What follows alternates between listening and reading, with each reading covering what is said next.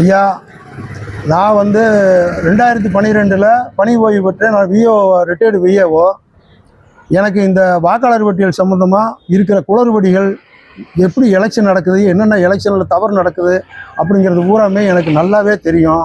இதனுடைய அடிப்படையை உத்தியோகம் பார்க்கும்போதே நான் இந்த வாக்காளர் பட்டியல் சம்மந்தப்பட்ட பணிகளை அதிகாரிகளுக்கு புகார் பண்ணிக்கிட்டே இருந்தேன்.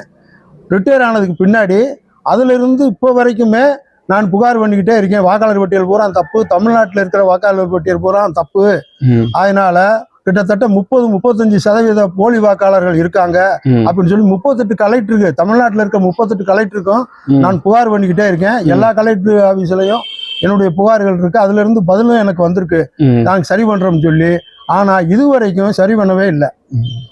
அதையும் நான் குற்றச்சாட்டை சொல்லி, ஏற்கனவே ஈரோடு கிழக்குல 2 தரம் எம்எல்ஏ எலெக்ஷன் நடந்திருக்கு. அதுல 2 நாம் தமிழர் கட்சியில வேட்பாளர் நின்றாக, விக்கிரவாண்டியிலையும் நின்றாக.